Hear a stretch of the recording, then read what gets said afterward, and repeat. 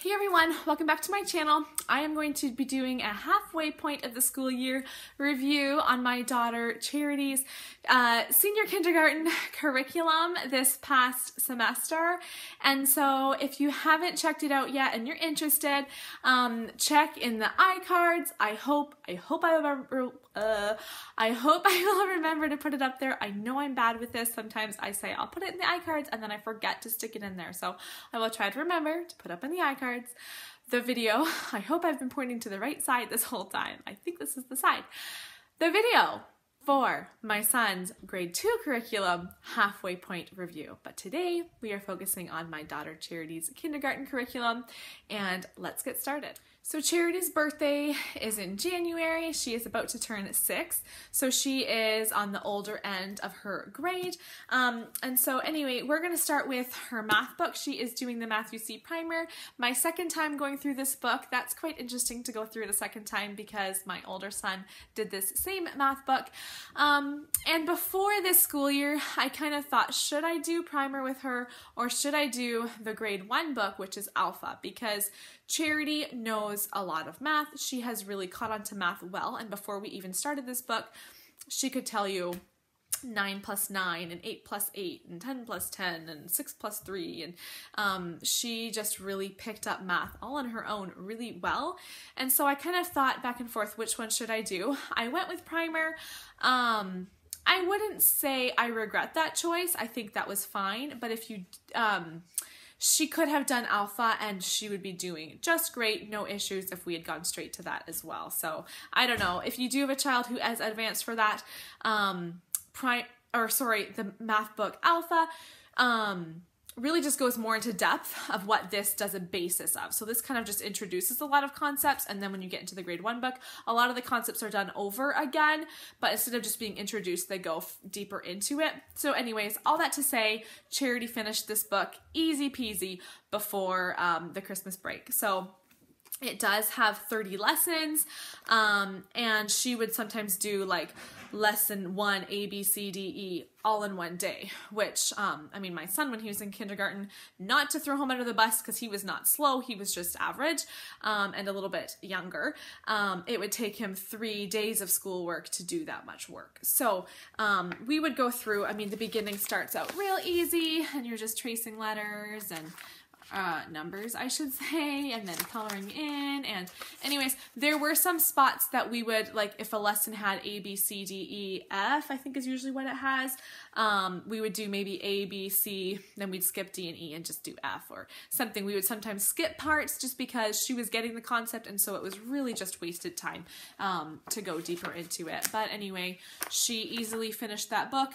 And I already ordered her, I already actually have the Alpha book that she is starting once we end Christmas break. She is going into the Alpha book, and I think she'll have no issues with that.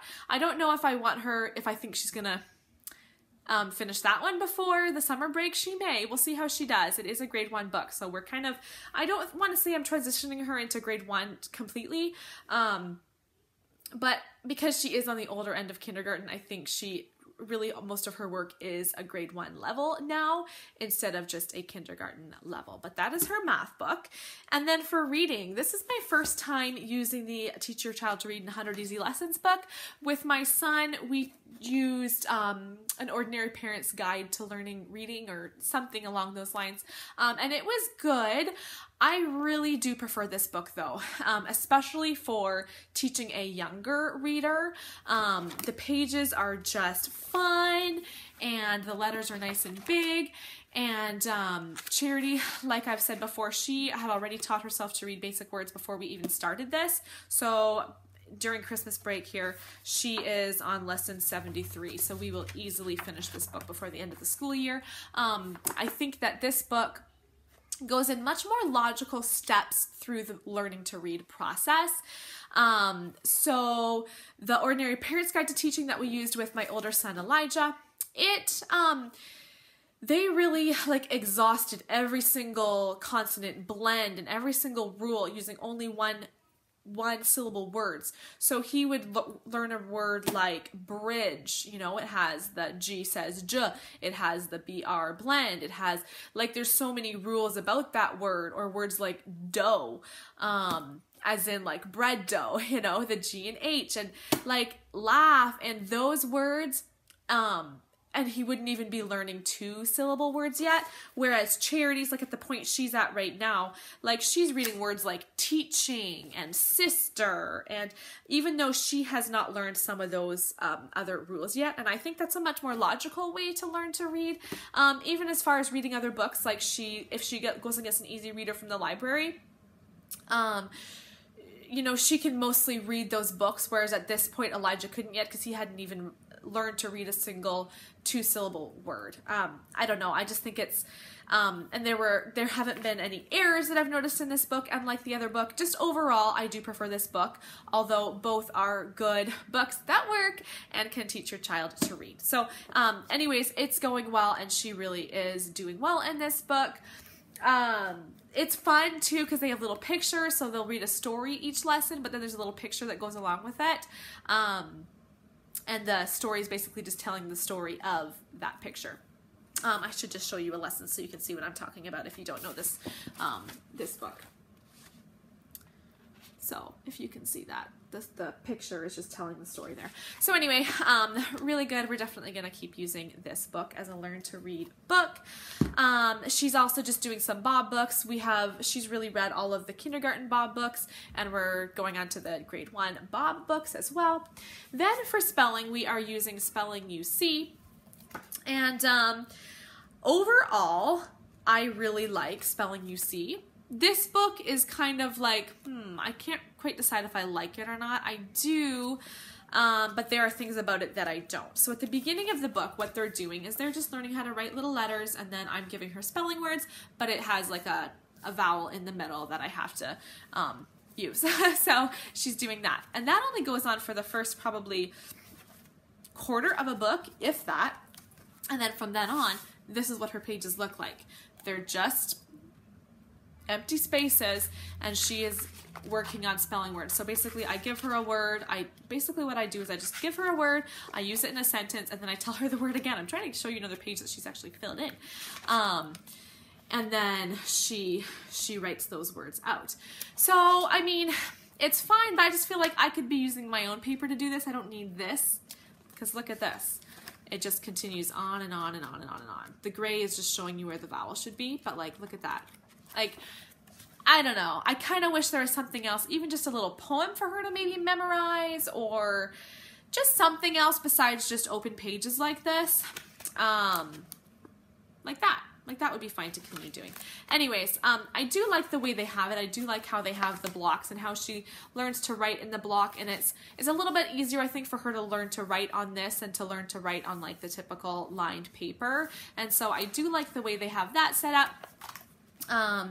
And she's doing a really good job writing all of her 3-letter words that I think before too long we're going to skip on ahead to these pages and just skip right ahead to the 4-letter words, because I think she is ready for that. So anyways, I don't know if it's fine, but I don't know if I would spend the money again on this book when that's what it is, you know? Anyways, I know once it gets to grade 1, once she gets to the next level, there are poems that she learns and different things that she highlights, and it's a lot more in-depth. But anyways, it is what it is. And then her writing book, we are doing Handwriting Without Tears. I really like Handwriting Without Tears, and Charity really enjoys it too. Every page has some sort of little picture to color, and she likes that because she'll do all her writing. She's just writing out letters, which is very simple but good practice to just start writing those letters neater. And then at the bottom of every page, she does some coloring as well. And so we started this at the beginning of the school year, and she is, let's find the last page she did. She is right here. So, I mean, over halfway done. So we'll finish that book easily before the end of the school year is over. So basically what it's doing is it goes through, I believe, every capital letter, and then after that it starts to go into every lowercase letter, and then near the end they start writing more words out as well. But we really enjoy Handwriting Without Tears, and I've had no issues with that. We've used it for a couple of years now. So that is really the basis of her curriculum. That is all her her curriculum. She also sometimes will listen to history when I read it to her older brother, or do his geography lesson with him, or science or other stuff. She sometimes listens in on this, but this curriculum right here is the curriculum that is for her. So I hope you enjoyed this video, and I hope that helped if you have a child entering kindergarten and you're thinking about curriculum. I hope that review helped you. I will do another review at the end of the school year to let you know how the whole year went, but this is just the halfway point and how that is going for us. So thank you for watching this video. I hope you subscribe to my channel if you want to see more of my videos, and I will see you next time. Thank you for watching. Bye.